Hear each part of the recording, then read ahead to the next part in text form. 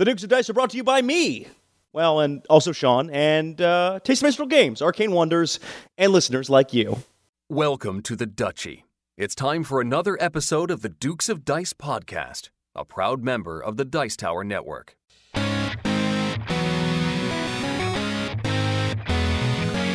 Coming to you from the Duchy in the Duke City, Albuquerque, New Mexico, and the Gateway City, St. Louis, Missouri, it's the Dukes of Dice, a podcast about board, card, and occasionally role-playing games. Today, the Dukes review the latest from Blue Orange Games, the sequel, Queendomino. Then, they do a Dukes Sextuple-Take, looking back on reviews of Haspelknecht, Clank, and Cottage Garden. And now, the Dukes of Dice. Hey there, everybody. Welcome back to the podcast. This is Sean.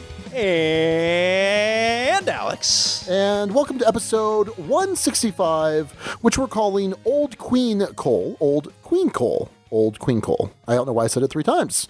But hey, that's the name of the episode. Old Queen Coal. If you say it 3 times, named by Weeding Han. The beast of the coal comes out from the shadows and devours a child. What? Yeah. You done messed with fate, Sean. What are you talking? What? Okay. I don't know what's happening right now. I gotta tell you, this whole recording over Skype or Google Hangouts throws me for a loop, Alex. Throws me for a loop. But Well, anyway, I'm just that kind of guy. But anyway, welcome everyone to this episode of the Dukes of Dice. We're talking about a bunch of board games, and we name our episodes with help from our friends over on our Board Game Geek Guild. That's guild number 2008. So again, congrats to Weeding Han for naming this episode Old Queen Coal. I believe that's the 6th time I've said that. And at the end of the episode, we're going to give you the rest of the runners-up for naming the episode, which is a lot of fun. A nice little contest with just bragging rights that we do over in the guild every other week when we put up our Dukes on deck. Alex, how you been, buddy? Could be doing better. How are you? Okay. I am great, I'm not going to lie to the people. You're not great. I'm great. Come on, Sean. Because I am doing my podcast persona right now. Oh, okay. Well, I'm glad you came out of hiding to come record an episode with me. That's nice. What do you mean out of hiding? What does that mean? You've been a ghost, good sir, and it's okay. Can I Life be happens. Ghost from Colt Express? Yeah, you're like Ghost. You secretly and randomly go after other players. Okay. It doesn't make any sense. Even in this content. Nope. No, I'm busy. It's it's a busy life being a high powered attorney. Not really high powered. And I'm barely an attorney. Well, I'm actually an attorney. Barely an attorney. No, I'm an attorney. I'm fully licensed and in good standing with the New Mexico bar. So disregard that last part. I'm trying to imagine the next ad for the Ramirez law firm. Come get services from the Ramirez law firm. Sean Ramirez, he's barely an attorney. Yeah, I do what I can. I'm on local TV here in Albuquerque. Hey, which channel? Our local NBC affiliate, KOB4. Oh, KOB, my former neighbors across the street. Yeah, so I do a morning show bit once a month over on that. It's a bit. Oh, okay. Well, it's an interview, and then we're doing. All right. Well, this is way off topic, but yeah, if you were to search me out, you could find some sweet videos of me talking about family law, which is awesome, and not related to board games. You know, it would be a lot easier to find videos of me on camera, I would think, because I did it, but that's okay. Search Sean if you feel like it. Hey, Alex, let's talk about board games, shall we? Yeah, that sounds about right. Oh, man. What a week. What a life. How are you doing? What? You already asked that. Oh, I did. Yeah, I'm sorry. I'm a little loopy. I already moved us on. I will say this, right? We don't want to talk too much about what you're doing with Gray Fox because we don't want you to be a shill for big board games. But it is interesting that you are actually running a Kickstarter for a game which we will not name to keep us keep us clear there. Yeah, and I'm exhausted as a result of that. You were just on Gumbo Live with BJ from Board Game Gumbo, right? The live show that they do. And it was interesting. It was funny because you were literally wearing 2 shirts. Your Dukes of Dice shirt and then a Gray Fox shirt. And whenever you're talking about this game, which shall go unnamed, you would have your Gray Fox shirt on and then you'd put your Dukes of Dice shirt on when talking about other stuff. Yeah, well, I had it underneath. I wasn't like changing shirts on this live Facebook show. That's how you get views, Alex. Show off those pecs. was okay. Well, maybe next time. Maybe we'll sell more games that way. I don't know. I will say the highlight of that show for probably everyone else but not me. Oh my goodness. Was when I spilled an entire glass of water on the table on the prototype of this game that shall not be named. With it on the table, and had to frantically scurry while BJ filled time. But you can see, I think if you watch a replay of that show, me just like chucking paper towels on the table and shucking away water, whatever that would be called. I don't think shucking is the right verb, but you know what I mean. And trying off boards. Like squeegeeing, kind of like squeegeeing with your hands. Kind of, yeah, sort of. I saved that prototype, by the way. So everything's fine, but not my finest moment. Although, Sean, that didn't surprise you. I'm pretty clumsy. No, it didn't. But yeah, if you want to go check out Samurai Highlights 2045. Oh, jeez. You can go do First that. mention? Just Kickstarter. Just Google Kickstarter and Gray Fox Games, and you'll see what we're talking about. Whisper into a coconut, and you may find the answer to the question you seek. All right, sorry. Let's talk about games. Hey, Alex. And not me shilling. Yes. Get it together, man. Come on. We got a whole podcast ahead of us. Oh, man. Yes, we do. Yes, we do, good sir. So why don't you tell me about a game that you've played recently and share it with our listeners? Oh, that sounds like a thing we do in the typical format of this show. Yep. So it's been 2 weeks, and of course I was out at Thanksgiving with the family, playing another Gray Fox game, which I will not disclose or name on this show. Otherwise, I will get, reprimanded or something. Some sort of duchy fine will be levied. The shill jar. You have to put money into the shill jar. The money in the shill jar. Okay, I like it. We're going to start up a shill jar.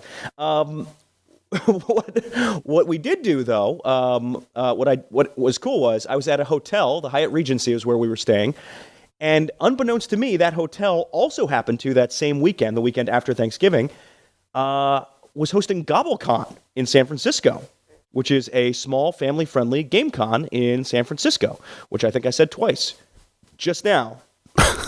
I did get a badge. However, I got sick midway through that weekend, so my plays from that convention included a giant game of King of Tokyo, which was cool. They had a lot of games. They had number 7 or number 9 or whatever that one's called. They had a giant version of that. They had a giant version of Tack. Oh, number 9, the tile laying game. Yes. They had a giant version of that. They had a giant version of Tack, giant version of Ticket to Ride. So that was pretty cool.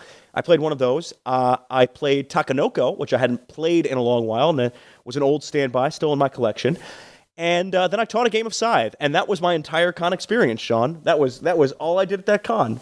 Oh, well, that sounds okay. That sounds fairly decent. Spread out over 3 days. It's not the most gaming I've ever done at a con. All right. It's not the con's fault. That's my fault. I was visiting family and playing in the annual kickball game where I scraped up my leg real bad, but made an amazing catch in the process. Anyway, this is all non-board gaming related, but I did all those things, and it was kind of cool that there was a board gaming convention at the hotel I happened to be staying at, and I tried to take full advantage, but my body said no. Man, you're just falling apart here. So let me ask you, what kind of size are we dealing with here? Is this like a BGG size? Is this like a smaller regional thing? Is it Gen Con size? I know it's not Gen Con size. It was absolutely Gen Con size, Sean. No, I know. It was Gen Con size. If Gen Con were about, I'd say 200 people, somewhere in that ballpark, maybe more. I'm guesstimating. You had a significant RPG player community, Pathfinder. There's the Pathfinder Society running games there. Sure. It was more family oriented, if that makes sense. The libraries closed fairly early in the evening. This wasn't one of those game until 4 a.m. kinds of conventions. This was one that was, meant to bring folks out. They had some small tournaments, Star Wars Carcassonne and things along those lines, and it looked quite lovely. And if I were healthier, it would have been even lovelier. However, I will say this: I'm also not the best with strangers in terms of going up and saying, "Hey, it looks like you're playing a board game. Should I come play that board game with you?" And so I felt a little out of my element. I kind of wandered the rooms a lot of times when I was feeling well enough to play, and just kind of, oh, hey, that looks interesting. There was a copy of Leaving Earth out there, which I looked at long enough for someone to come over who was interested in playing, but I didn't actually play. So this is all very exciting stuff. But that's GobbleCon. They also run Kubla Khan, which is for more of the hardcore folks at a different time of year that I can't remember off the top of my head. So I really want to go to Kubla Khan. A buddy of the show, Daniel George, he's the designer of Dragon Brew. He goes to Kubla Khan every year. He's been trying to get me out there for a while. I hear it's fantastic. I really would like to go to Kubla Khan at some point. But you should also in that situation, Alex, just go walking around and just be like, hey, Duke of Dice over here, Duke of Dice, media content creator. By the way, I'm also a publisher. Hey, I'm a publisher. Great Fox Games, everybody. You all want a piece of this, don't you? I put something on Twitter. Mentioning, hey, any Dukes listeners at GobbleCon? And either there were some, and they were like, oh, Alex, no, sorry, I'm in the 85%, not the 15%. But I didn't get any responses to that tweet. And so that's where my efforts ended. I did wear a Dukes of Dice shirt, but I didn't get any comments on it. So I don't know. Maybe our reach, Sean, isn't as big as we thought it was. Oh boy. All right. Well, we'll do a little evangelism out there to GobbleCon next year, I suppose. Okay, if the timing's right. So I got a new play-in of a fantastic trick-taking game. Alex, you know I'm a fan of trick-taking games. Oh, yeah. Two of my favorites, Skull King and Diamonds. Love trick-taking games. This one is called Tournament at Camelot, and it's published by WizKids. It's designed by a bunch of different people, Karen Baginski, Jody Baginski-Barbesi, and Kenneth C. Shannon III. And in Tournament at Camelot, it is a trick-taking game where you have a hand of cards. One person is the lead. They throw out a numbered card that's suited in some way. If able, everyone else has to follow with that led suit. But what you're doing is you're participating in this tournament. It's a melee. It's not a joust, but the melee where everyone's kind of out there in the scrum and doing their thing. And what you're trying to do is you're trying to not win tricks, because if you win tricks, you're taking wounds. And most of the cards are worth, I think, five wounds. There are some that are worth like 25 wounds. There's like a Merlin wild card, and there's an Apprentice card that's also kind of wild, and it's worth some extra points. But what's really cool is there are asymmetric. There we go. Asymmetric player powers that you have. And so, and I'm trying to remember, because this was actually back at Extra Life. This was early November that I played this. Just hadn't had an opportunity to talk about it yet.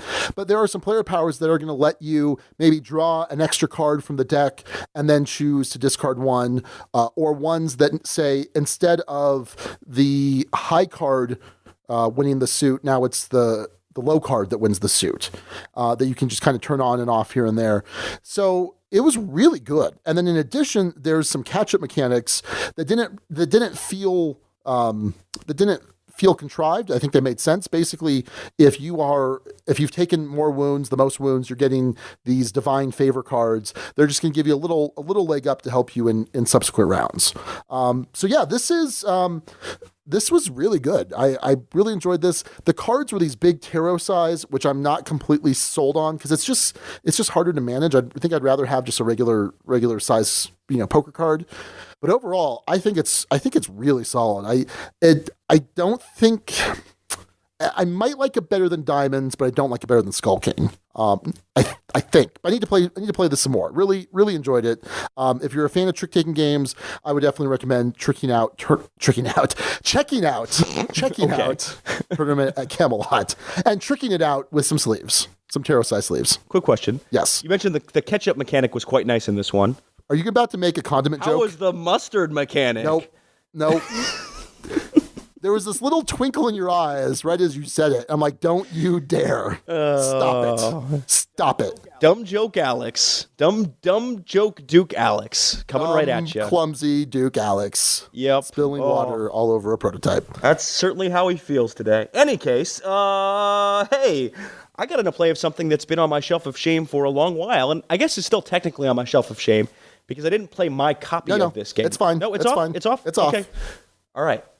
This is Innovation. This is designed by Carl Chudyk. I think it came out in 2010 or 2011. It's a few years past this at this point in terms of when it came out, but there was Kickstarter relaunch it. You had mentioned you thought I was really going to like it. I pledged, I backed, and I just hadn't had anyone to play it with. Well, my buddy Josh at work now I have named the company too many times, so now at an undisclosed company that I work for that deals in board games, is a big Carl Chudyk fan as well. In fact, at PAX Unplugged, we played The Bird Told Me to Do It, which is a lousy Carl Chudyk game, and I'll get to that concept in a second.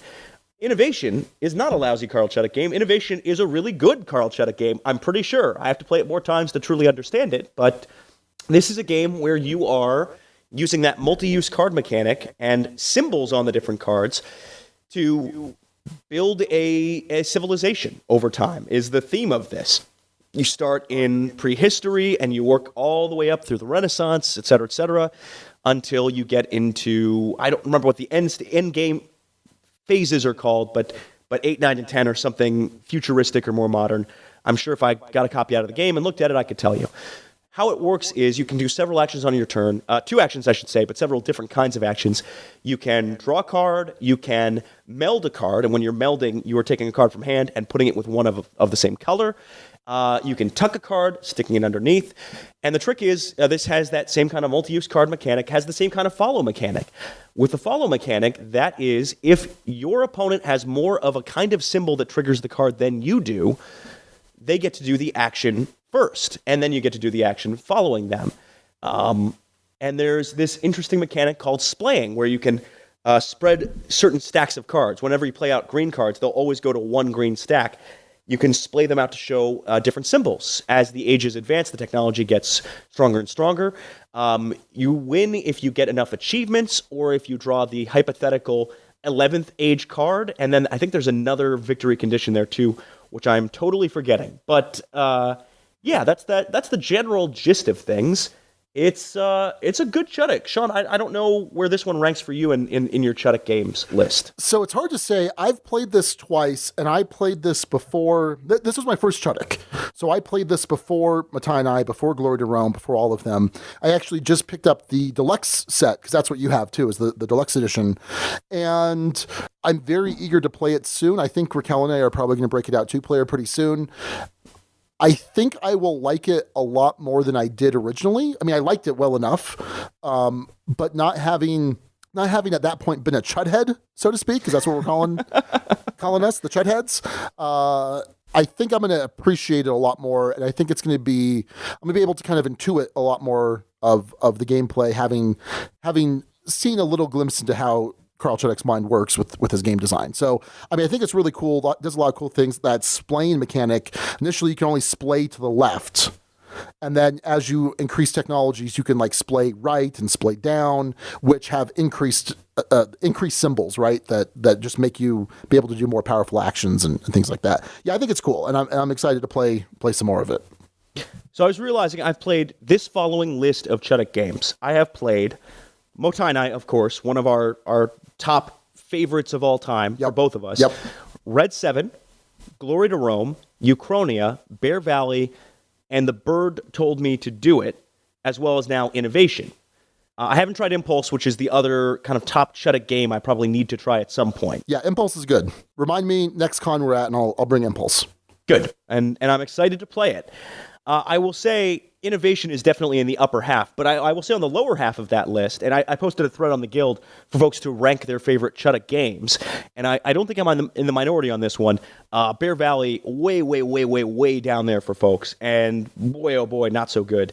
The Bird Told Me to Do It, pretty far down on the list, but not quite as far down as Bear Valley, which just, from the graphic design to the gameplay to all of it, was just an utter mess.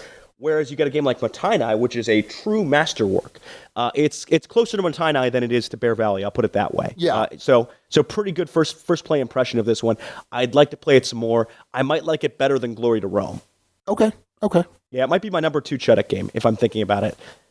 All right. We'll see. I have to play Glory to Rome sometime soon. But yeah, that's Innovation and my assessment of Carl Chuddick now that my Chudhead ways have continued to grow. Cool. Well, the last one that I'm going to talk about is Gentes. This is from Spielworks, and Gentes is spelled Gentes, and I believe it's like a Latin for family or something. And this is designed by Stefan Risthaus. Alex, do you recall who Stefan Risthaus is as a designer? I think it's one of the games I didn't like that's really heavy. Oh, you are correct. It's Arkwright. Yeah, that's right.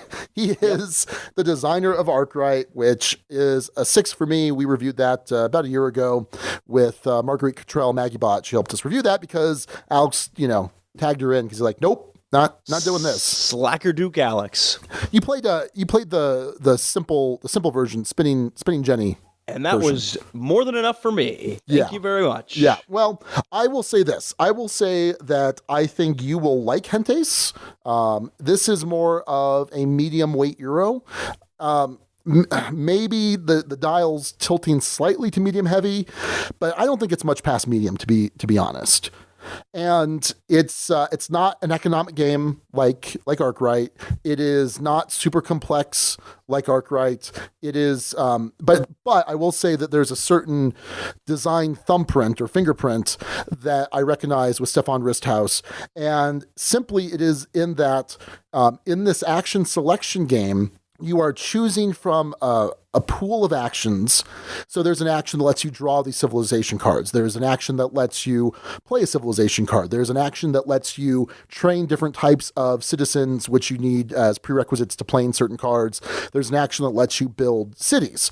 Now, these actions are a pool of actions, and you are spending some amount of money or some amount of time to be able to do these.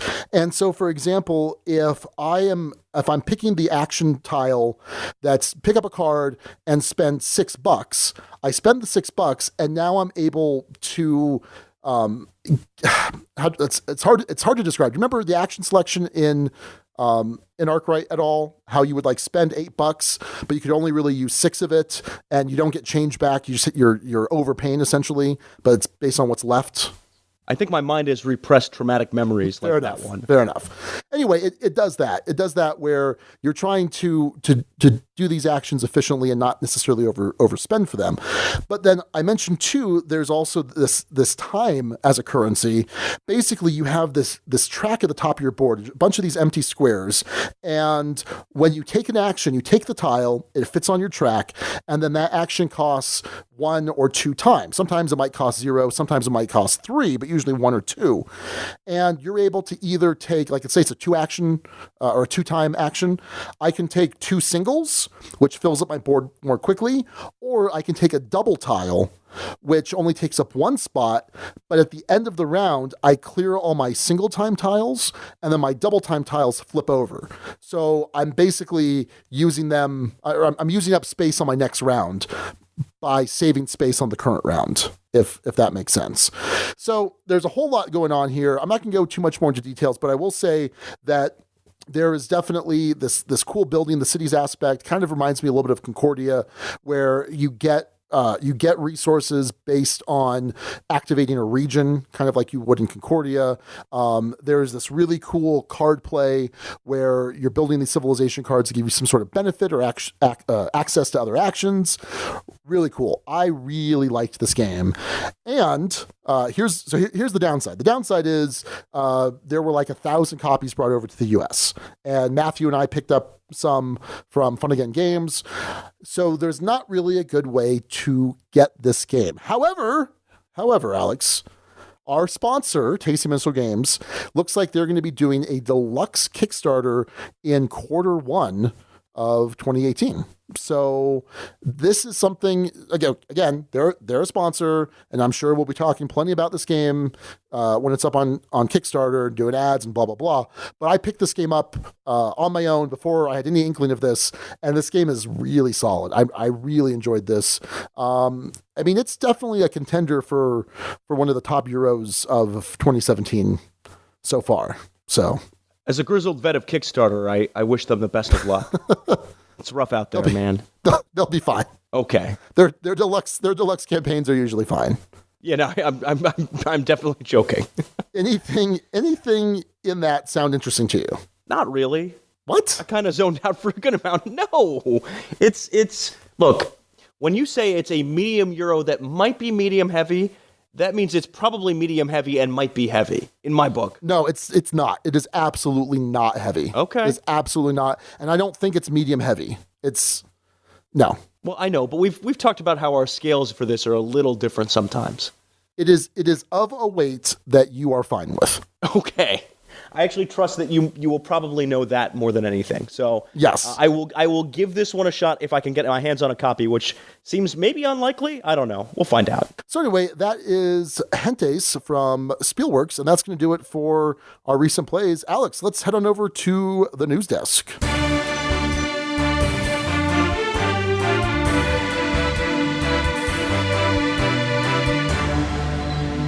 All right, first up in news, Osprey Games gets a nice license here, Sean, in Judge Dredd, The Cursed Earth. And oddly enough, it's based off of, or at least the system it's using is based off of, a game that both of us really liked. Yeah. The Lost Expedition, of all games, is now going to be the basis of the Judge Dredd thing. Judge Dredd, The Cursed Earth is the new game that Osprey's putting out next year. The Lost Expedition is the game that at least the system that's going to be used for Judge Dredd, The Cursed Earth, which is really interesting to me, Sean. We both kind of scratched our head a little bit and we're like, when we heard about this. Yeah, so, I mean, in the Lost Expedition, you are cooperatively controlling a team of explorers that's trying to go along this path to the city of El Dorado, the lost city of Z, something like that. And there's this interesting card playing mechanic where you're playing them out to this shared row and then you run through it like a program, but you do have some choices into how you're executing certain cards. So there are some actions that are going to make you lose resources, some that make you gain resources, some that make cards or they get rid of cards completely from the program. I thought it was really cool. It reminded me a lot of the Grizzled, not in the programming sense, but just in that cooperative, how do we take the least terrible option available to us. But this had some interesting agency. So it's programming plus just trying not to completely get your face kicked in. And so this is an interesting IP, intellectual property, to kind of throw on top of that. Although it's, again, like I think you said, it's going to have different mechanics. And it's gonna really capture the feel of Judge Dredd. Are you a Judge Dredd fan, Alex? I have not seen it. I have heard of it, but I have not seen or read anything in the Judge Dredd averse. So I don't know much about it, Sean. What's it? Is it about a judge? They're like the judge, jury, and executioner. Oh, okay. Why isn't it Judge, Jury, and Executioner Dredd? Excuse me, the Judge, Judy, and Executioner. Sorry, I missaid that. No, so there was a Sylvester Stallone movie. He was Judge Dredd. And then there's, and who was the bad guy? Oh, it was what's his face? Oh, was that? Oh, anyway. And then there was the Carl Urban Judge Dredd, which was fantastic. It had Lena Headey as the villain from Game of Thrones, Cersei from Game of Thrones. And then it's been a comic book for years. I've read a couple of the comics in passing, but was never like a big Judge Dredd fan, comic book fan. But I enjoyed the Stallone movie. It's just like cheesy schlock. The Carl Urban movie is fantastic. I love Carl Urban. I think that dude's super cool. He's Bones in the new Star Trek movies. He's Éomer in Lord of the Rings, and he's also Judge Dredd. And apparently, there's even a new Netflix show coming out with Carl Urban as Judge Dredd. I am totally going to watch that. Back to the game, Alex. My suspicion is that you are kind of trying to get through Mega City 1, which is this big, giant, like, hive city that is just full of crime and gangs and all sorts of stuff. So, yeah, it's kind of interesting. Do we have any information about when this is coming out? I believe it's sometime in 2018, if I'm recalling from what I read on BGG. I'm gonna try and pull up the article while I'm doing that. I'd done a search on BGG for other Judge Dredd games, one from 1982, ranked 4,223 on BGG, and then the Judge Dredd miniatures game ranked 8,565 on BGG. But that doesn't answer your question. There was also a game that came out in 2004 by Mongoose Publishing. They did the Starship Troopers game, the miniatures game. There was also a Babylon 5 game, and it was like the Gangs of Mega City 1 or something, which back in the day I was what did they call them? But anyway, I did promotion stuff for Mongoose, and I can't remember what you're called. Were you called like Mongoose? I don't remember. Anyway, I had a copy of it. I played it once or twice. It was fine, but yeah. Well, you're doing a very bad job promoting it now, Sean. Well, because I'm whatever. All right, next up in news, Fantasy Flight Games has announced some more details on the Imperial Assault app. I'm probably not going to be downloading this, but Sean, you might. And what have we learned about it? Well, you don't own Imperial Assault, so that wouldn't make any sense. I sure don't. So this is called Legends of the Alliance, and if you're familiar with Descent, you know that last year or the year before, Fantasy Flight came out with... I can't remember the name of the app. But basically, it was an app that let you play Descent without an Overlord. Lets you just play it fully cooperatively, and kind of adds a little bit of atmosphere and a little bit of mystery to the game. And by all accounts, it's been pretty successful, and people really like it. I have yet to play this. There's a huge part of me that wants to kind of play this solo, just bust out Descent, because I love Descent. I think Descent's fantastic.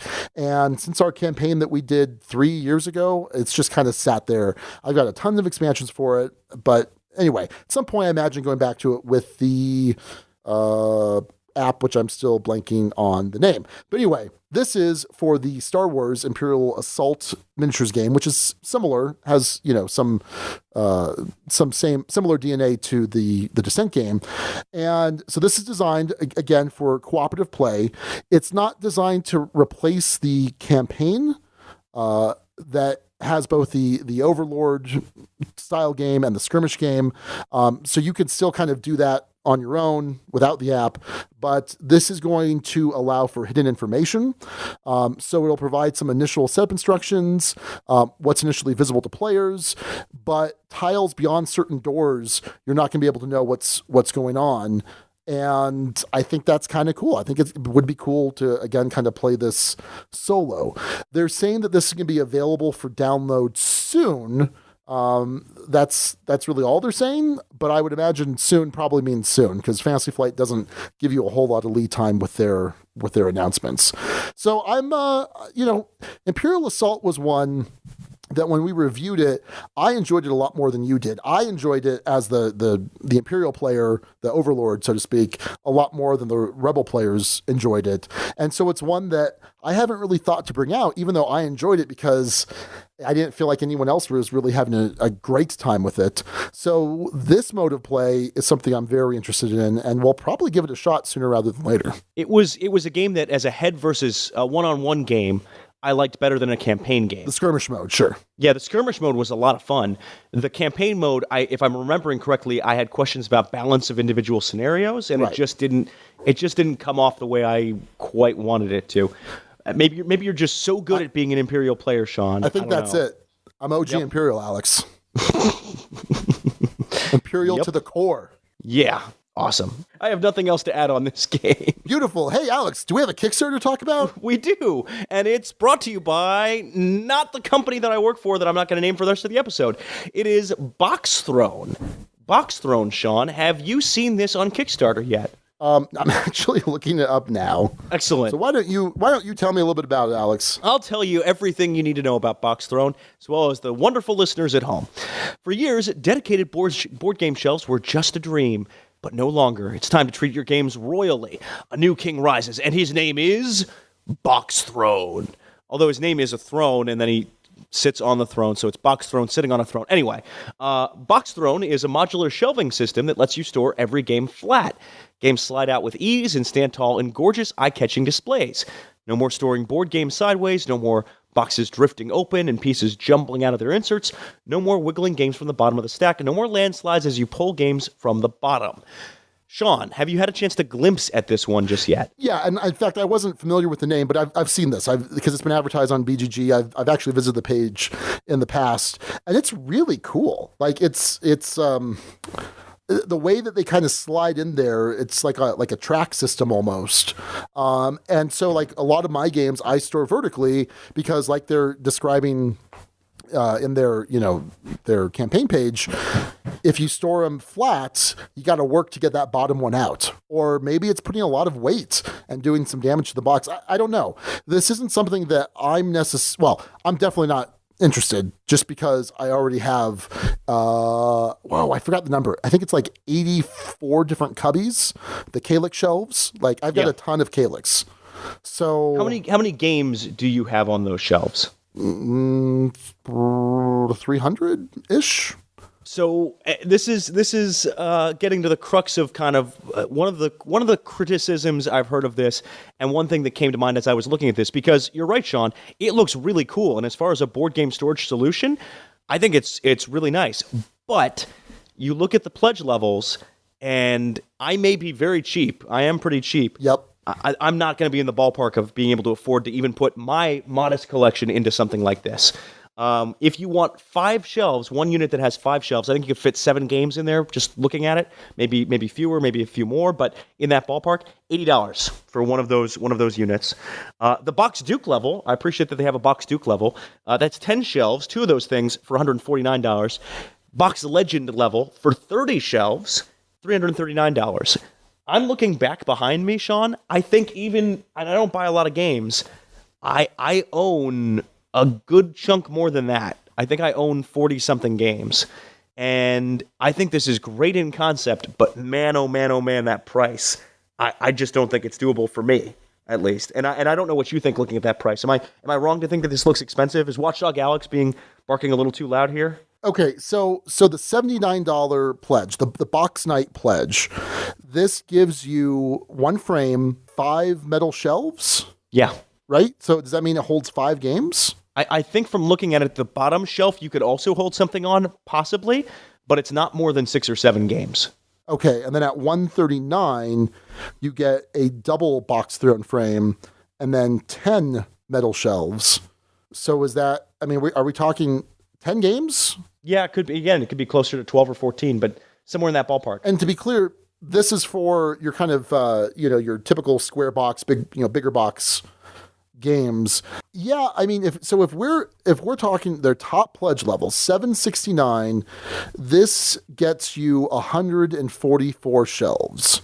So basically a collection about half the size of mine for $700 and almost $800. It's probably expensive, but I don't think it's as expensive as you might think, because decent shelves, and when you're talking about IKEA is fine. It's not high quality. They're not heirloom quality furniture. They don't do well over multiple moves, but it's for what I need it for. It's fine. So it's probably, I don't know, twice what I've paid for the Calyxes for that many games, I guess. I think. So I don't think it's super unreasonable. Like, it's definitely, if you're someone that has the budget for, a high quality gaming table or a tabletop or whatever, then you probably at some point have a budget for this as well. And it's definitely unique. It's pretty cool. But yeah, it's more expensive than other options. It's the way that I would want to store my games if I had the money to do that. Oh, and the games. Yes. Well, I could buy up at a pledge level that I could fill up with games. Trust me. I'm joking. All right. Well, anyway, this one has raised a bunch of money, as you would imagine. It had a $25,000 goal. It has shot way past that. It's at $306,000 over that goal. So yeah, this thing's funded. It's only on Kickstarter for after this episode drops for another, I think, 8 days. 8 days after this episode drops, it's available. So if this is something that sounds interesting to you, feel free to check that one out. That is BoxThrone over on Kickstarter. And that is a look at the news.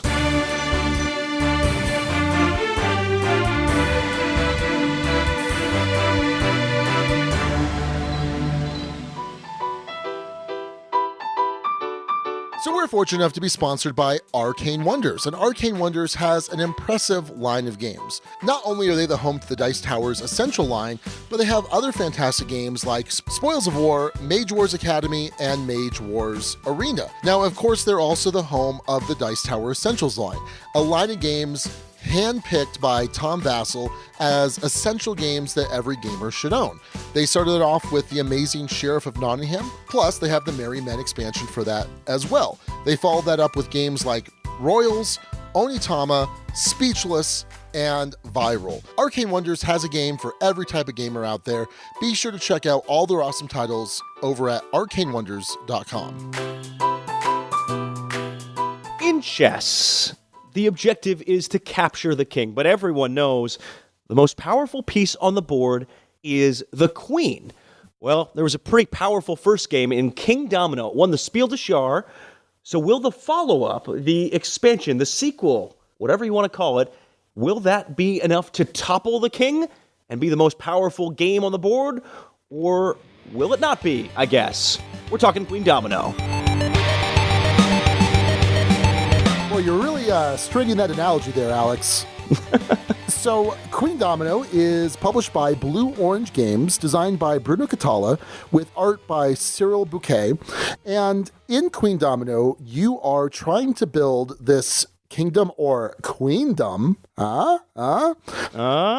You're using these rectangular tiles that are kind of like dominoes in that there are two sides to them, two different terrain types. And you have your forests and your plains and your mountains. And then you have all the normal ones you have from Kingdomino, but you also have these construction sites. Now, in a 3 or 4 player game, you are building what amounts to a 5x5 kingdom or queendom. In a 2-player game, you're building a 7x7. And at the end of the game, you're trying to construct something that's going to score you the most points by having these contiguous areas of the same terrain and then multiplying how many sections of that same terrain times the number of these crown icons within that section. So, for example, at the end of the game, if I have 5 contiguous forests, and among those tiles, I have 3 crowns. That's 5 times 3, 15. In fact, if you want to figure out how to play Kingdomino, you can go over to the Dukes of Dice YouTube channel, because there is a video where we do first impressions of Kingdomino, which kind of is very similar to the main play of Queendomino. Now, that's what you're trying to do. That's the objective of the game. But how you're doing it is really interesting. It's a certain drafting where you're not only drafting the tile, but you're also drafting the turn order for the following turn. So you're going to lay out 4 tiles. Let's say we're playing a 4-player game. You're going to lay out 4 tiles, and they have a certain order to them on the back side. So you put them in ascending order, and then you're going to lay out another 4 tiles next to those, also in ascending order. And in whatever the turn order happens to be for this round, I'm going to draft one of those tiles. Now, if I draft the lowest number tile, the one at the top, that means that in the next round, I'm going to have the first pick. Whereas if I draft the last tile this round, I'm going to have the final pick in the next round. So you're always looking to what kind of tile do I want to get? Do I want to get a certain terrain type? Do I want to get a certain number of crowns? Or there's a really cool tile I need in that next round. I want to make sure I get first crack at it. Now, right there, I pretty much just described Kingdomino. Queendomino adds a bunch more stuff. So I mentioned that there are these construction sites. Basically, you can use money, because now there's a currency in the game, and you can use the money to buy these buildings if you have these construction sites. And these buildings are going to give you certain points. There might be some end game scoring. For example, like I mentioned, you're generally trying to keep contiguous areas of like terrain, but there are certain buildings that might give you points for having multiple non-contiguous areas of a certain type. Like maybe I'll score 2 points for every different forest section I have that's not touching. So that kind of incentivizes a different style of play. There's also these knights that you could acquire. You start with some, but you can also acquire them through purchasing these tiles. These knights can get sent out to certain areas of yours to basically levy a tax to give you more money. Some of these tiles, some of the buildings rather, also have these towers, and whoever has the most towers at any given time is going to have the queen. Hey, that's part of the name of the game. At the end of the game, if you still have the queen, you get to put it in any one of those scoring sections of your choice, and she will count as an extra crown for you for that particular scoring section. If you want to maybe burn things down, there's also a dragon. You can bribe the dragon to go burn a particular building that's on the building track, not a building of someone else's, basically to kind of mess up the building market or to see some extra buildings.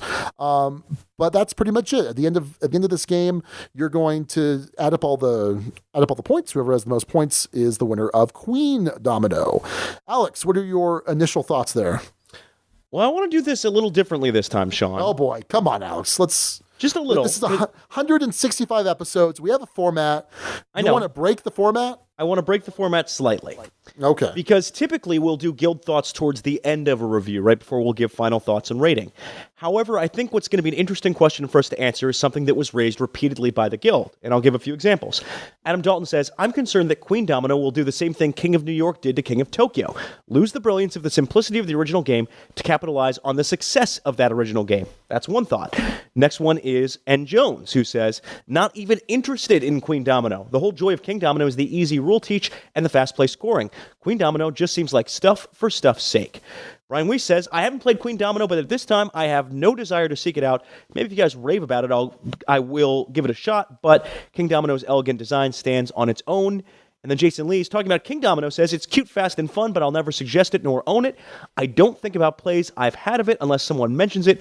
I haven't played Queendomino yet, but I'm not exactly chomping at the bit. And I think that spells out a fundamental issue with this game when you're talking about a sequel, right? Because, as was mentioned, King of New York came and tried to capitalize on King of Tokyo, and I remember being really, really, really excited for King of New York. Yeah. And then it just kind of fell flat. It just kind of, it lost the elegance of that game. It didn't add enough, and I just found myself, I'd prefer to play King of Tokyo with the expansions rather than King of New York. Queendomino, I think it's fair to raise the same questions of, is that going to be an issue? And at the same time, Queendomino is trying to solve another issue that was brought up by Jason. And Jason's issue with it was, there's just not enough to it to interest me as a gamer, fundamentally. That Kingdomino itself is just too simple as it to be a true gamer's game, so to speak. And Queendomino seeks to amend that by adding more to the equation and make this a little different. And I think Queendomino succeeds, Sean. I don't know where you fall on this, but I find that this succeeds more than it fails in that respect. It is trying to make Kingdomino more of a gamer's game, and it adds enough layers and decisions and cool things to the mix.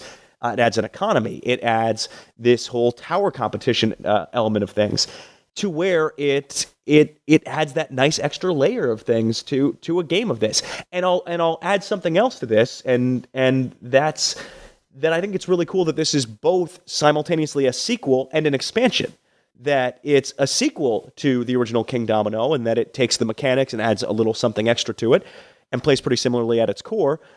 But it also is an expansion in that you can combine it with Kingdomino and play with a lot more tiles in a 4-player game. I think it's doing a lot of things really intelligently here, and I'm not surprised to hear about the initial reaction from folks, but I actually think this one defies that a little bit. I don't know where you come down on this, Sean. So let's talk about King of New York and King of Tokyo. I too was excited for King of New York, and when I played it, I'm like, oh, this is cool. It's got the King of Tokyo mechanics, a little bit of extra meat on the bones.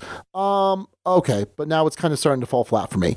It's at the point where I got rid of King of New York because ultimately I just want to play King of Tokyo. King of Tokyo there's this pureness to it. It's just great. It's just a great gateway game. Younger kids can really enjoy it. As an adult, I enjoy it. And the extra meat that was on King of New York didn't add enough for me to really elevate it past what King of Tokyo did. It was like was said before, it was more a couple of stuff for stuff's sake, right? So now let's take a look at Kingdomino. Kingdomino is a game where I see why it was nominated and I see why it won the Spiel. I totally get that. And it was a game where it's like, okay, I enjoy playing this. I never bought it, right? When I did the YouTube video of it, I borrowed Matthew's copy. I never bought it. I had no interest in buying it. I'm like, I see why it's good and I see why it's being lauded so much. But at the end of the day, it's probably a 3 for me. 3, 4, maybe. I enjoy it, but I don't need to own it. And I wouldn't be sad if I never played it again. So there's that, right? Now, Queendomino added a little bit more meat to the bones. And it felt like now there are choices to be made. And that's not to say that you're not making choices in Kingdomino. And again, this is, a product of a game being more an Alex game, being more a Sean game. I mean, I'm not going to be super gaga over Kingdomino, the original one. But I mean, basically it's like, okay, I'm working on these forests. So there's a cool 2-crown forest tile. I'm going to pick that up. Like there wasn't necessarily multiple paths to victory, right? Yeah, no, I agree with you. Okay. Queendomino, I think, completely changes that. I mean, I've played games where I didn't really build any buildings, or I built maybe just one to really capitalize on a certain path I was going towards.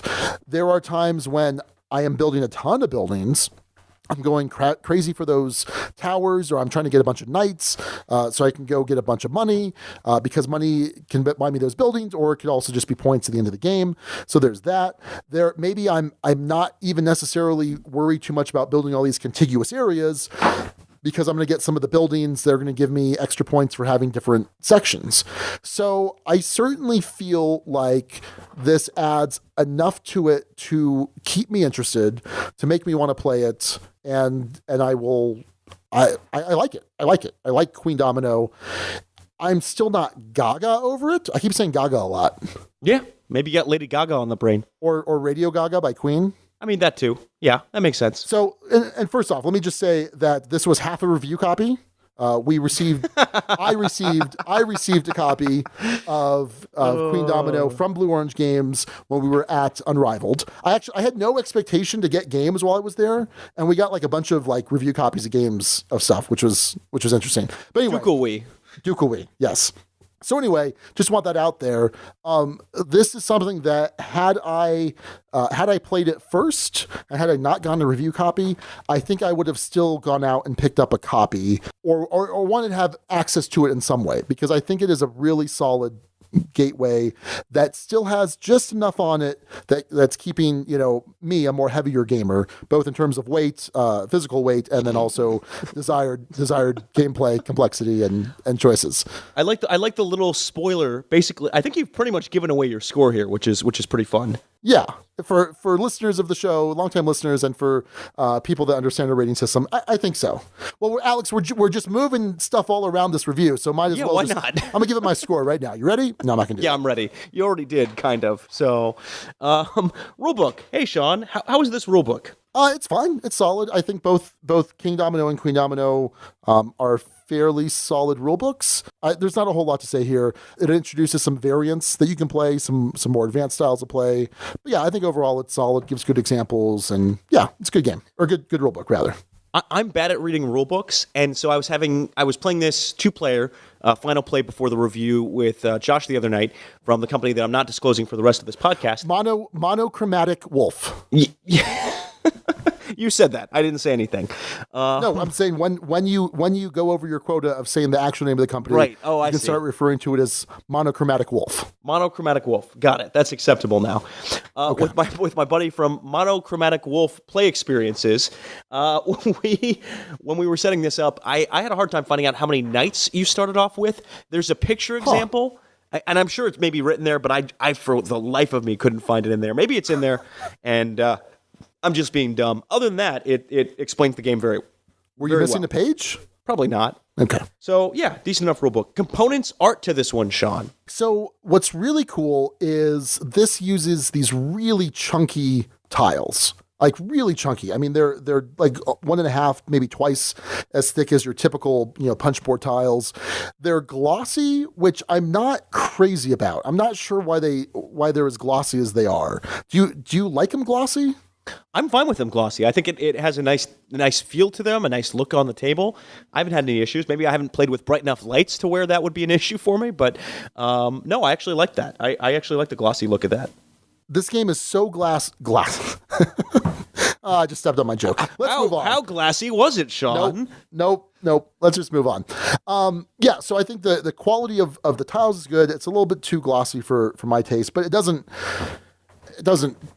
bring it down necessarily. I just would have preferred a more satin finish, a more matte finish, for example. But no, I think overall it's solid. I mean, that's the majority of the components. And what's nice is there's a vacuum form insert, and it's set up in a nice way that it kind of holds all those tiles, because there's 48 tiles, I think. There should be. That sounds right. Yeah, yep, 48 tiles. You've got these nice little knight meeples, these neeples. Neeples?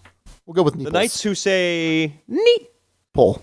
So yeah, I think it's a solid production. I mean, Blue Orange, I think typically will knock it out of the park with their production levels.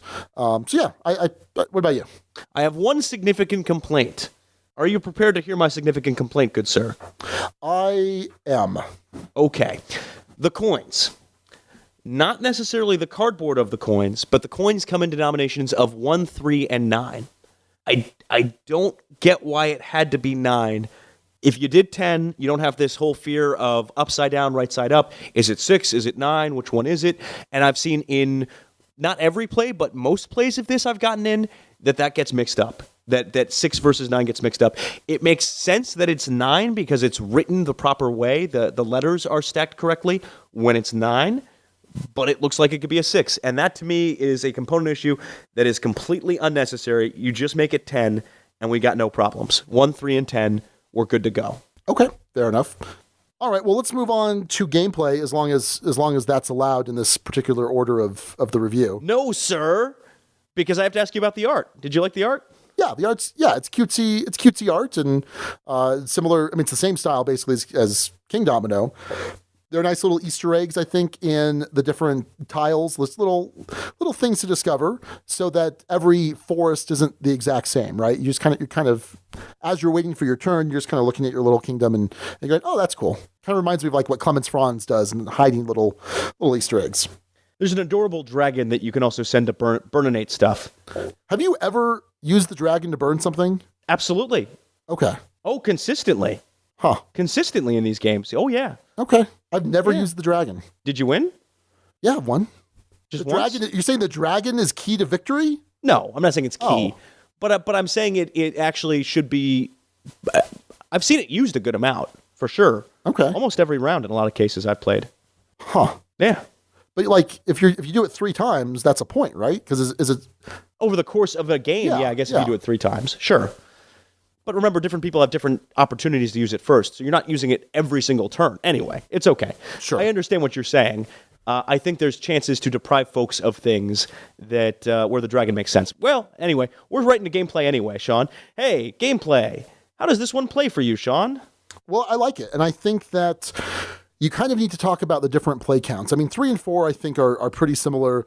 2 changes things up quite a bit because in 2, you're building a larger queendom. You're building a 7x7 instead of a 5x5. And the way you're kind of accomplishing that is instead of getting 1 tile around, you're getting 2 tiles around. So you have 2 little meeples that you're basically choosing 2 different things. And I could wind up going, first, second, and then your third, fourth, or we could split it up however, just depending on how we've drafted in earlier rounds. I think that's pretty cool. I like that a lot. So I think I don't have, though, a preferred play count or player count. I like it at 2. It feels different at 2 than it does at 3 and 4. In Kingdomino at 4, sometimes you just... I kind of felt like, oh man, I really don't have a lot of choices here. Or I'm constantly getting stuck 3rd and 4th. I'm not getting what I want. And every now and then you're kind of jumping in first. I feel like with Queendomino, because there are multiple paths to victory, you're not necessarily relegated to some inferior choices as much.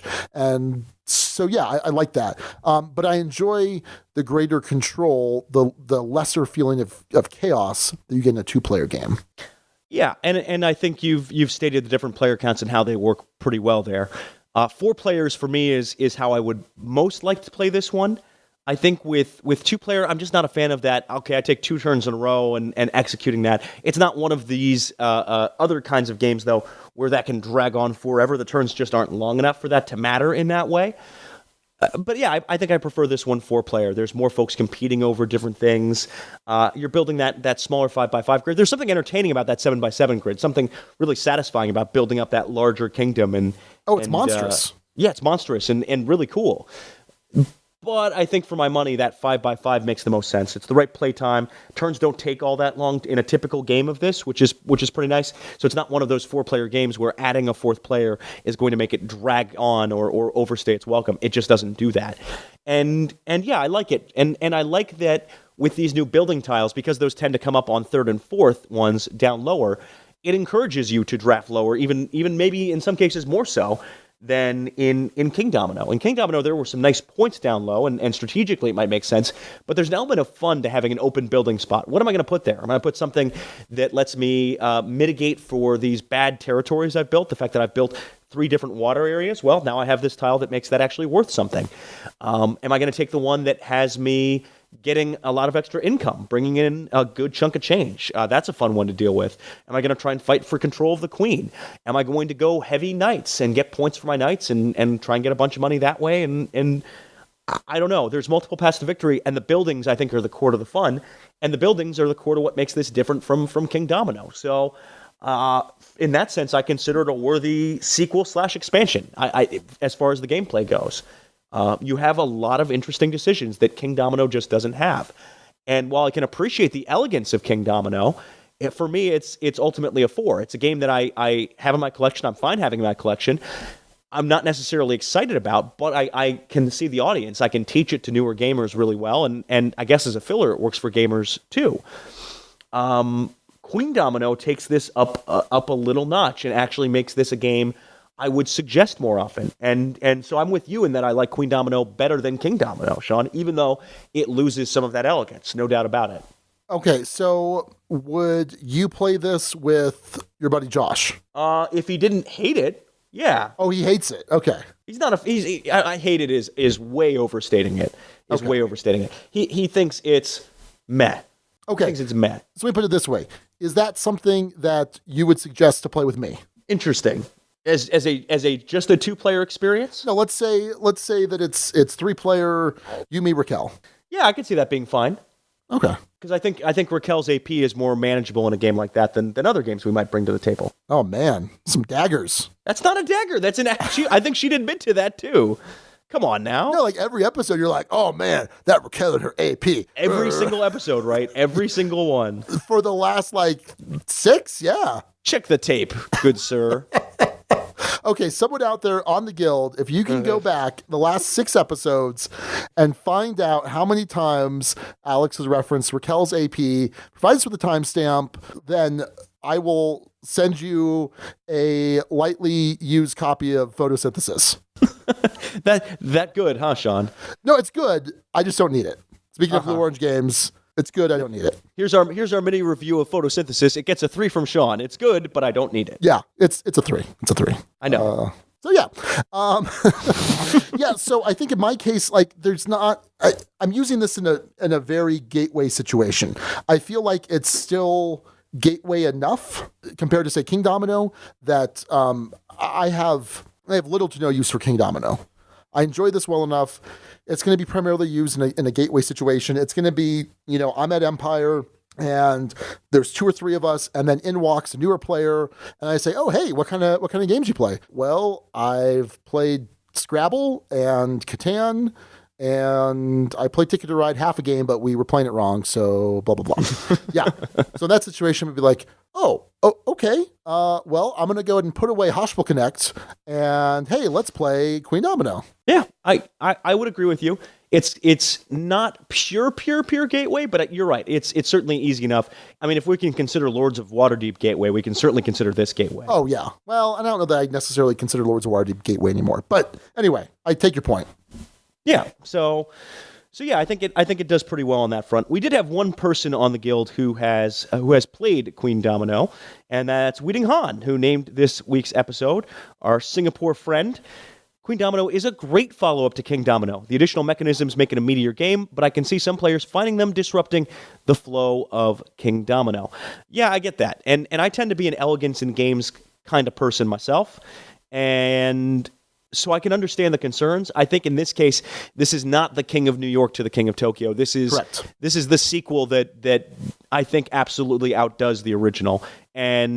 But I can also acknowledge that for folks who like the elegance and have it in their collection just as a gateway or tend to prefer that weight of game, that Queendomino may not do something for them. It may feel like stuff thrown on stuff. But in my mind, it's better than that, Sean. I think it's worthy. Yeah, I agree. Hey, real quick, is this a thematic game, Alex? Oh yeah, we still have that section. I figured we'd just throw that out since we're changing this all up, right? Well, I'll say this. It is certainly more thematic than Kingdomino. I mean, you're using your knights to go levy taxes. The queen likes towers, I guess. I don't know. No, it's not a supremely thematic experience. But like I said, with the art, at least you're getting some enjoyment out of finding some of those little Easter eggs. So. And it has great table presence, I think. When you're building those kingdoms, there's something satisfying, queendoms as well.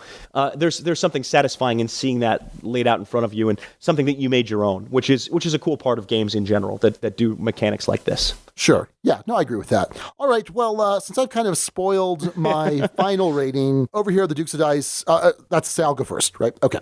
Over here at the Dukes of Dice, we use a 6-point scale A 1 is poorly designed but playable, not necessarily fun. 6 is an all-time favorite that's a contender for the top 10. And if you heard me say that, number 1, I'm not gaga over it, that means it's probably not a 6 or a 5. And then if you heard me say that, oh yeah, if I didn't get this as a review copy, I'd want to go at least get a copy or maybe just make sure I have good access to it. So that means it's not a 3, it's probably a 4. And in fact, that is the case. So a 4 is a good game, worth playing, just not all the time, belongs in the Duchy. I think it's a very solid gateway game that I will happily use to teach gateway gamers, and still feel like I have some interest. There's enough meat on the bones that I'm going to enjoy the play. It's cutesy art. Yeah, it's solid. It's a solid 4 compared to the 3 that is Kingdomino. So, and by the way, 3 is a game is okay, not exciting. We'll play in the right situation. That's how I describe Kingdomino. But I think for certain gamers, I think Kingdomino, I'm kind of short selling it a little bit. Selling it short selling, like a short sale, like a house in foreclosure, and you have to short sale it. Never mind. I'm selling it short.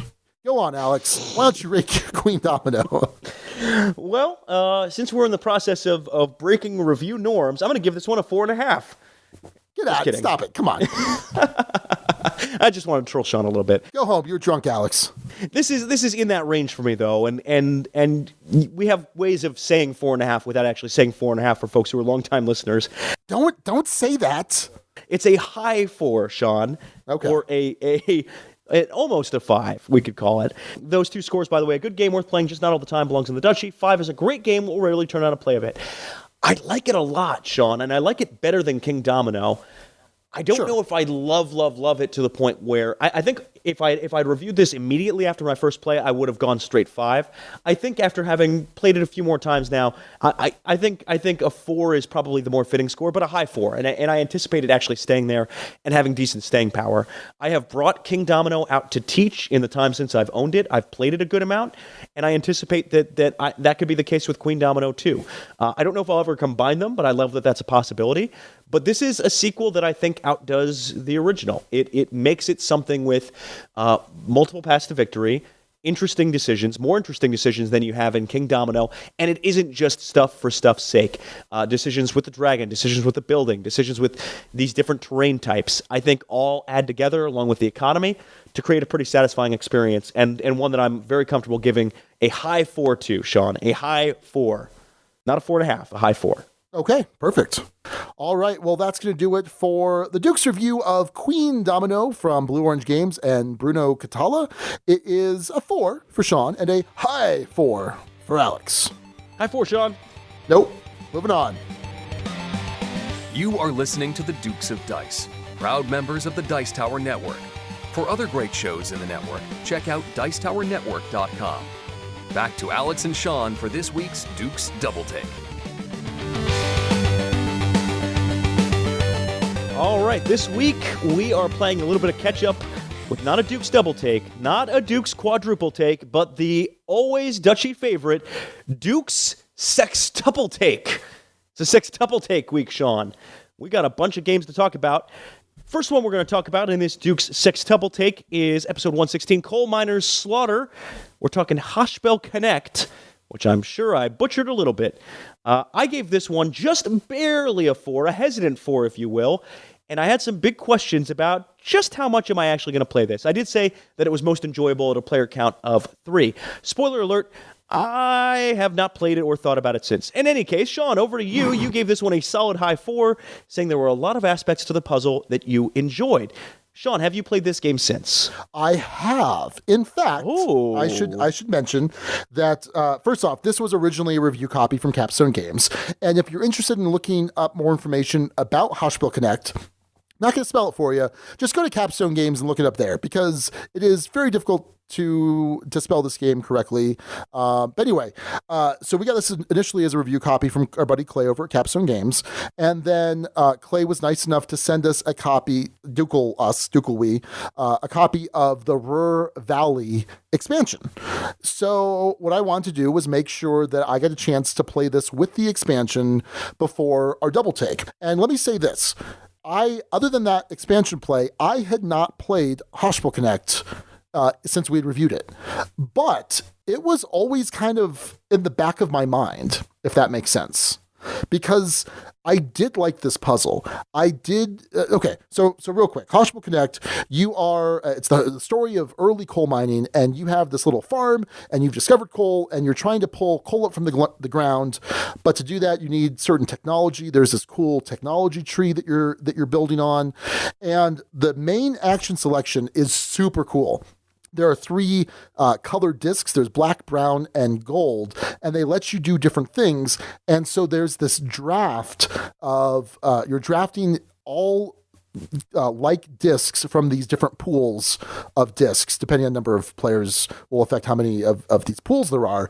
And so it's a really interesting action selection mechanic there. You're drafting those actions and then you assign them in certain ways on your board, and that's also really interesting, and I really like that. And then on top of it, like I mentioned, there's this cool tech tree. You have these hexes, and you have level 1 at the top, and then 2, 3, and 4, and as you're building them, you're getting certain bonuses. There might be some in-game scoring, there might be extra action spaces, and there's enough variability here because you're not seeing, even a 4-player game, you're not seeing every available tech every game.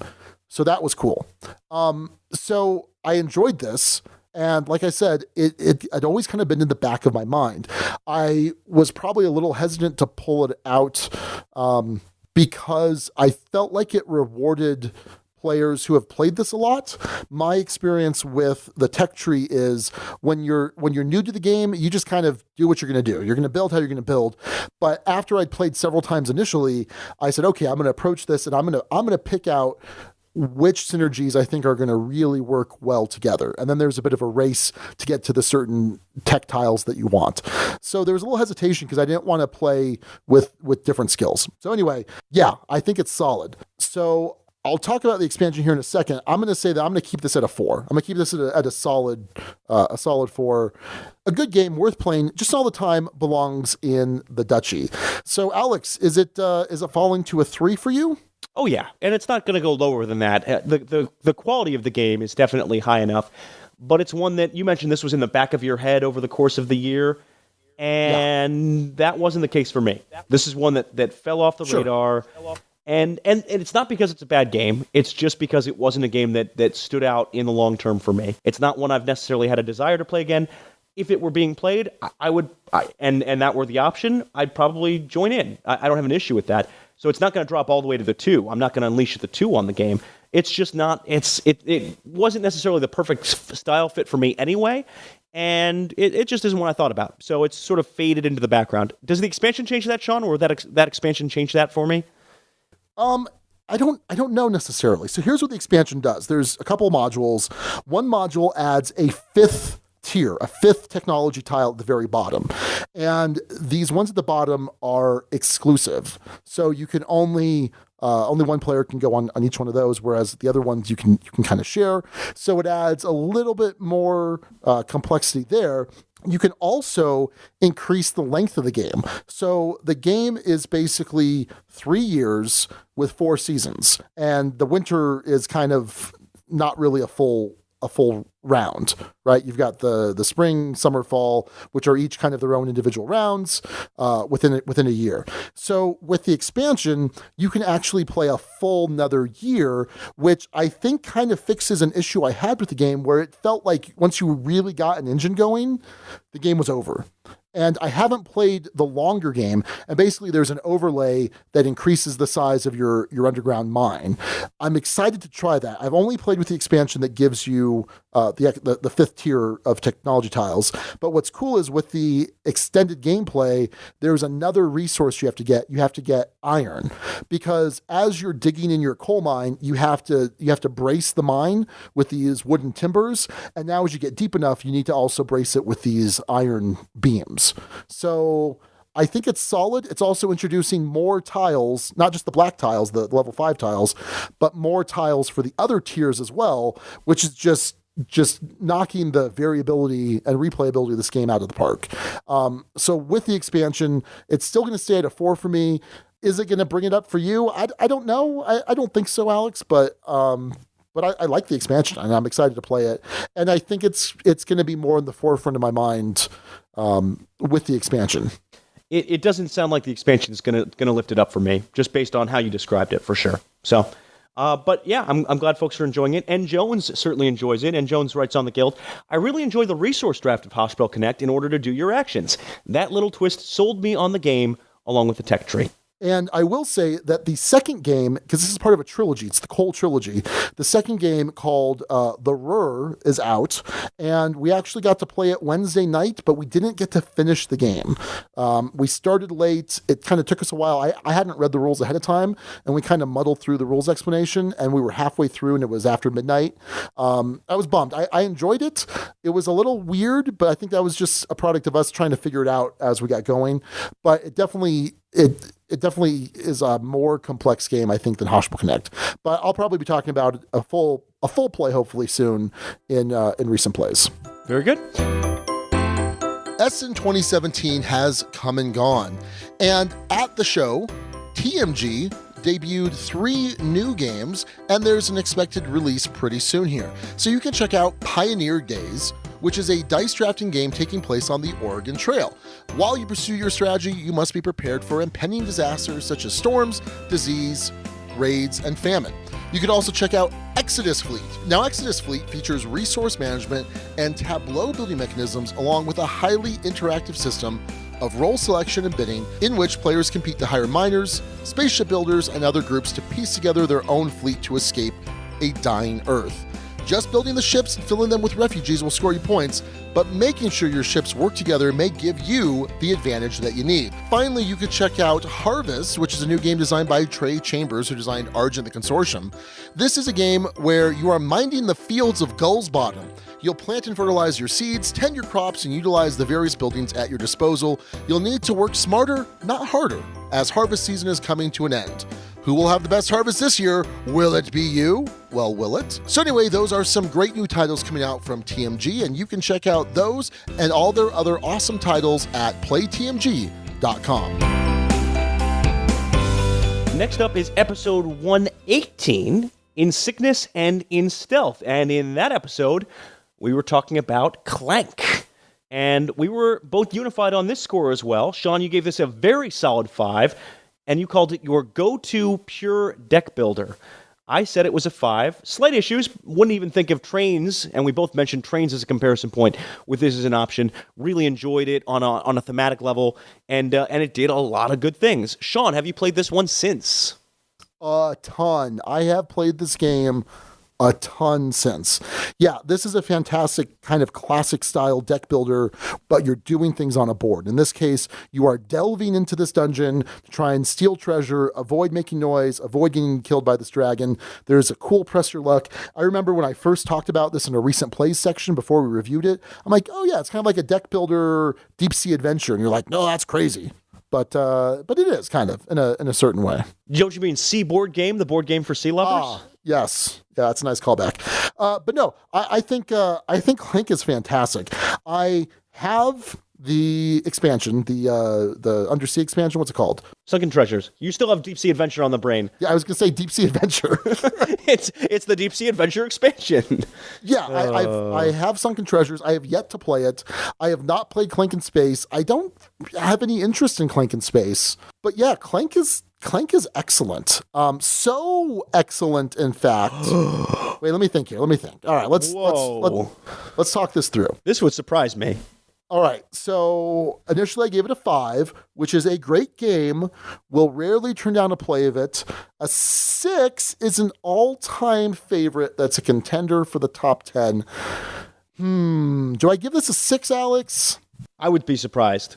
No, I'm going to keep it at a 5. It's a very solid 5. Is it a high 5, Sean? High 5? We'll say solid. It's a very solid 5. A great game. Will rarely turn down a play of it. I think Clank is fantastic. What about you? Okay. I think it's great too, and I've played it a couple of times since and enjoyed my play since. I had my first play of this was disrupted by a rules issue, and every play since has been a delight, and it's a delightful game, and I really enjoy it. I haven't played with the expansion yet, and despite working at the Renegade booth when all of those games were going fast, the Space Clank, who needs Space Clank, Clank in Space, I have not played that either, and I haven't necessarily had a strong desire to play it. It's odd. It's a clear 5 for me too, Sean, and stays at a 5. I don't consider this a 6 and wouldn't think of this as a 6. But it's also not one I've necessarily had the desire to go out and purchase for whatever reason. I like having access to it. Jamie has it over at his game nights, and maybe I need to get this in my collection. I don't know. It's a really good game. It's really, really good, and thematic and fun, and uses deck building well. And I tend to enjoy deck builders when they're more thematically tied. I know you talk about Baseball Highlights as sort of a deck building hybrid. First actual mention, by the way, Baseball Highlights 2045. First actual mention. So I think because of that thematic tie, because of how well it uses mechanics, and because it's just a delight to play, it's a clear 5. It's a winner, and Renegade knows it's a winner. And yeah, there's a reason you see a Space Clank come out. There's a reason you see an expansion. That's because it's well loved and deservedly so.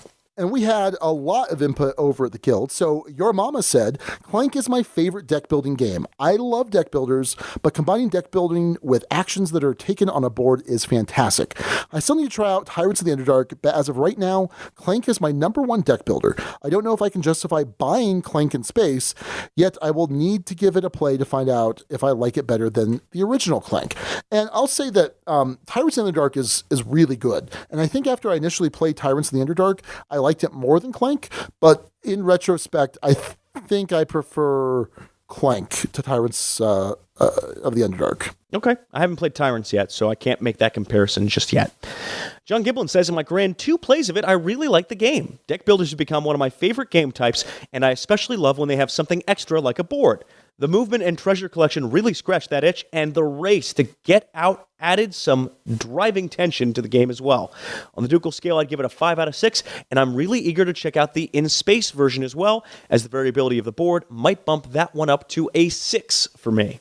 Blaine Miley said, I've played Clank multiple times and enjoy it, but I bought Clank in Space at Gen Con. I prefer Clank in Space, but would still play original Clank on occasion for some variety. Together, they are my current favorite deck builders, and I would always choose to play one of them over Dominion or anything in the Legendary series. Jason Lee says, I have played and enjoyed Clank, but it's not the mind-blowing experience that everyone else seems to have. It's solid, and I'd rarely turn down a play, but I don't need to own it. I like deck building a lot, but I'd rather play a Legendary or Eminent Domain or DC Deck Builder or Cthulhu Realms or, well, you see where this is going. And, I've played Legendary. I haven't played the rest of those. I don't know where I'd fit on that spectrum. Sean, does he have a point with the rest of those? Wow, you haven't played any of those other than Legendary? I've played Cthulhu Realms, I think. Oh, okay. So I view Cthulhu Realms as more of the Ascension style. Well, no, I guess that's not true because they have the rotating galleries. I don't know. No, I think I like Clank more than Legendary of the various varieties. I like Clank more than DC Deck Builder for sure. I'm not a big fan of DC Deck Builder or any of those Cryptozoic deck builders. I like Cthulhu Realms a lot, but it just feels very different. And Eminent Domain is kind of an odd bird. It's not, in my mind, it's not a true deck builder, but it's got some deck building elements to it, and it kind of takes a different twist of it. But I mean, I think bottom line, Clank is my go-to deck builder. Interesting. Period. End of story. So Scott Sexton said, over the past year, I've neither warmed up to Clank, nor have I grown to dislike it. It's a pretty good game, but not great. I appreciate that it is one of the first deck building games to mash up the Ascension-style deck building market with a game board. Clank is very approachable, both with its simple rules and colorful artwork. But at the end of the day, it's little more than a variant of Ascension with a cute press-your-luck mechanism. My biggest strike against Clank is that Tyrants of the Underdark takes the Ascension model and really cranks it up to 11. When I'm sitting down at the table, I will almost always prefer to play Tyrants over Clank. Clank, he says, is the very epitome of a Ducal 4. Yeah, so Tyrants of the Underdark is really cool because there is some variability in that there are different halves of decks that you're kind of mashing together that you're able to make purchases from. There is kind of a built-in thinning mechanic that happens in Tyrants, and there's an area control mechanic that happens in Tyrants, which is really cool. I mean, it's good. It's really good. But again, for me, it's probably just a close second behind Clank. We want to talk a little bit about Clank in Space here, and since neither of us have played that, Nick chimes in with, I loved Clank in Space quite a bit. Using the same basic bag building, deck building, map movement as Clank, this standalone added several small elements that make this overall more of a challenging experience for seasoned gamers. Changing endgame a bit, adding requirements to move through the ship, and having mutually exclusive escape points, just to name a few. I also was a fan of various sci-fi references present on the cards. Good experience with the weight of the game turned up slightly. I think it's at least a Ducal 4 for me, if not higher. I need a few more plays. So that's Clank in Space, and I haven't gotten around to it. I don't know when I will. All right, well, as you heard, lots of involvement from the Guild. I think it's a pretty popular title, but that's our double take of Clank in Space, staying at double fives, hard 10. Wait, we're not doing that anymore. Nope. Double fives. High five, What's Sean. next, Alex? Woo! Episode 120, Avant Gardening. And this one we were talking about Cottage Garden. And we were both pretty high on this one as well at the time, Sean. I gave this one a 5. I said it played well at a wide range of player counts, room and collection for both this and for Patchwork. And Sean, you said a very solid 5, moments where you feel really clever. And we're both fans of Patchwork, big fans of Patchwork, Sean. Yep. So it's no surprise that we both enjoy this. But I think there's a game that came out in the meantime that took this and made it obsolete in my mind. And I don't know, Sean, have you played Baron Park to this point? I have. I've played it several times. So Patchwork is a masterpiece. Patchwork is a boxcar winner, right? Because we both gave it a 6. Yes. I don't know if, did we do a full review on the show ever? Yeah, I'm pretty sure we did. Yeah, okay. We did. It could be. Yeah. Sounds right to me. No, I think it's fantastic. I think Patchwork is amazing. Certainly, I liked what Cottage Garden did. I mean, it's Uwe Rosenberg game, similar to Patchwork. It's got these polyominoes. There's a different kind of selection mechanic that works here. I knew I liked Patchwork more. Obviously, give it a 6 versus a 5 for Cottage Garden. But yeah, I got rid of my copy, Alex. I decided I no longer wanted it. So I'm going to drop it from a 5 to a 4, and then once again to a 3. It's a precipitous fall, sir. It is. I mean, that's pretty crazy. So game is okay. Not exciting. We'll play in the right situation. I'll certainly play it, but for the most part, if I've got 2 players, I'm going to play Patchwork. And I think I said at the time, like, I'd still play this at 2 players, even with Patchwork available. No, I'm going to play Patchwork. And with 3 and 4, I'd rather play Baron Park. I just would. And yeah, so it's weird. I mean, it's a solid game, and it probably deserves to be better than a 3, but as far as I'm concerned, that's what it is. It's a solid 3, maybe even a high 3, Alex. Oh, okay. But a 3 nonetheless. And Sean, I'm in lockstep with you on this one. And for me, it was the play of Baron Park that really took this one back behind the old garden shed, I guess, because Baron Park is just a way better game. It takes what Cottage Garden is trying to do and just does it better in just about every way. I really, really enjoyed Baron Park. I don't think Baron Park kills Patchwork for me. No, not at all. Not the case. I still love Patchwork, and I've played it many, many times, even in the year since we last talked about this. Patchwork, not Cottage Garden. I have taught Cottage Garden once, but the truth of the matter is, I don't have any desire to own it. I never owned it in the first place. And if I'm going to buy a game that does this, I'm going to buy Baron Park and not Cottage Garden. And so as a result of that, not due to the quality of the game, but just due to the fact that there's a better option available, it is in all reality a 3, even though the game itself is at least a 4, if that makes sense. It's a game that wow. Yeah, which is weird. And I think this is just kind of reflective of the scale and how the scale's used. It's one of those where the quality of the game is at odds with the desire to own the game. And the desire to own the game is so low, it pulls the game down a bit. And quite frankly, if Baron Park didn't exist, this might actually be a 4, but it's something that suffers from the comparison. And I don't know any other way to put that. Could be. And I'm eager to try the successor to this, Indian Summer. But at the same time, I kind of want to say, Uwe, listen, buddy, let's move past the polyominoes, because he's got that. He's got Cottage Garden, he's got Patchwork, and then he's even got Feast for Odin. So, man, this guy's just got polyominoes on the brain. Am I right? Know what I mean? But there's some folks on the guild, to be clear, that think differently and are certainly kinder to Cottage Garden. BJ says, tile laying games are probably my wife's favorite genre, so it was easy to keep Cottage Garden. When I feel like gaming, I can always bring out Cottage Garden and get a game going, and I still get a lot of enjoyment. Again, not a deep game, but it's a fun little puzzle that does not outstay its welcome. Okay, fair enough. And then Sylvain Lacroix says, well, another Tile Lane Rosenberg. For me, that's a great thing. Actually, the first in a trilogy, can't wait to test Indian Summer. It takes a lot of elements of Patchwork and puts it in multiplayer. The game is simple, and that's not a bad thing. I found it to be a really easy teach and really fun to play.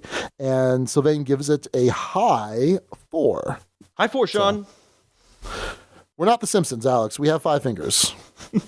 Fair enough.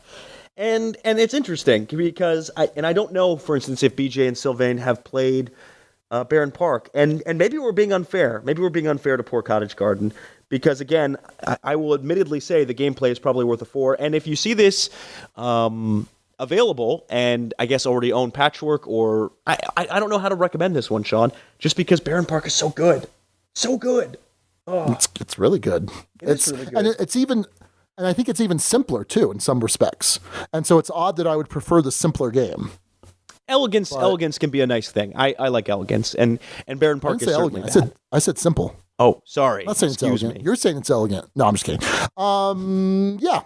So interesting that for both of us, it drops from a 5 to a 3. That's crazy. Maybe we're just really bad at reviewing games, Alex. Could be. I mean, maybe we just need a few more years of doing this, and we'll finally get the hang of it. Maybe we're just rusty doing this every other week. I could be. Yeah, I don't know. Well, all right. That does it for our Dukes Sextuple or Sextuple, whichever you prefer. Take lots of games to catch up on there. Some definite titles you should check out, and maybe some ones you should maybe also check out, but with less enthusiasm. All right, and for our discussion this week, it's nothing, absolutely nothing, because we said, hey, we're doing a sextuple or tuple take, and that's plenty. That's plenty. What do you want from us, people? We do this in addition to our day jobs. Me at a law firm, Alex at Monochromatic Wolf. I got a family. To be clear, it's Monochromatic Wolf Play Experiences, good sir. Oh, okay. That's the full name. Whatever. Yeah. So, no, that's going to do it for this episode. But before we sign off and say goodnight, or good morning, depending on when you're listening to this, or good afternoon, or whatever, we should go over the top 6 runners-up for naming this episode 165. So leading off the pack, we have Steve O'Rourke, the name father, the current naming champion. He suggested the fairer Sextuple-Take. Nice little reference to the fairer sex, because we're talking about Queendomino instead of the king, and obviously we're doing a Sextuple-Take. So good job, Steve. That was, I think, a pretty close runner-up. I would say so. Jimmy DM90 to be clear, says Killer Queen, referencing, well, the Queen song. So, yep, that's a good name. Like that one. And also, I mean, I guess killing for Clank and, but yeah, hey, I love Killer Queen. If you use Queen references, I think it's likely to definitely at least make the top 6. Yeah, I like Queen too. No, you don't. Get out of here. You don't even know who they are. Definitely know who they are. I definitely own a bunch of albums that I downloaded off of Amazon that are on my phone. Yes, absolutely. Really? I like Queen a good amount. Oh. Are you going to test me now? Is that it? Or are you testing my Queen knowledge? I didn't think you were aware of like pop culture before like 1986. Fat Bottom Girls is a classic. Bicycle Race pairs nicely with Anyway. Yeah. Carry on. What else is in the top 6? So Brian Weiss is making a chess reference here with Queen takes King, perhaps referencing that Queendomino might be overshadowing Kingdomino, and I think that definitely could be the case as far as I'm concerned. Yeah, I'd agree with that. Jason Lees comes with a tile of 2 dungeons, not a tale of 2 dungeons, a tile of 2 dungeons. Like that one a good amount.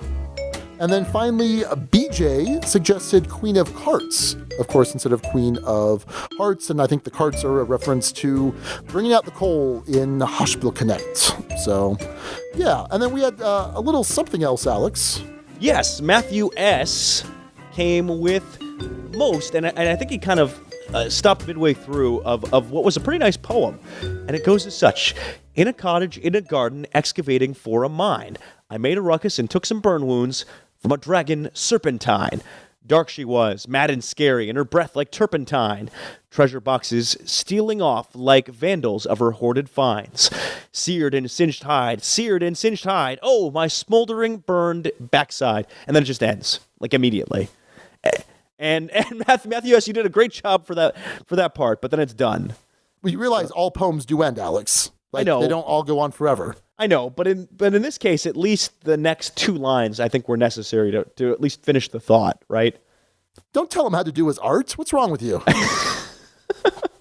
Matthew S., I'm sorry for judging your art, apparently.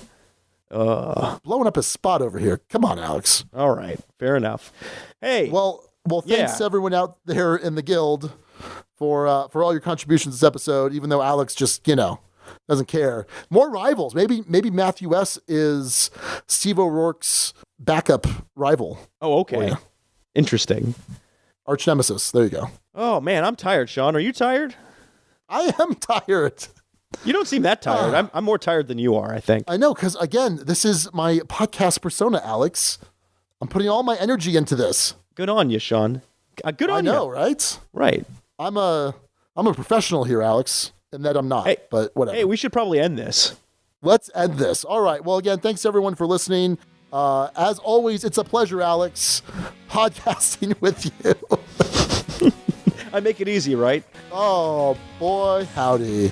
All right. Well, until next time, this is Sean. And Alex. No. Hold on. I know you're tired, and I know I normally hate your long ands, but you can't even muster up a decent and? All right, do it again. Okay. Well, until next time, this is Sean. And Alex. You know what? I almost regretted it immediately. Duke you later, everyone. Thank you so much for listening to the Dukes of Dice. Today's episode was recorded in the Duchy on November 30th, 2017. Our theme music provided by Carbohydro M from his Prime Legacy album. The Dukes of Dice are a proud member of the Dice Tower Network. For other great board gaming podcasts, check out DicetowerNetwork.com. And for all the latest in the Duchy, go to DukesOfDice.com. Find us on Twitter at Dukes of Dice. Join in conversations on our Board Game Geek Guild. Find us on Facebook and subscribe to our YouTube channel. Thanks to our sponsors, Tasty Minstrel Games and Arcane Wonders. You can check out all their awesome titles at PlayTMG.com and ArcaneWonders.com. We'll see you back here in 2 weeks. Until then, folks, game on.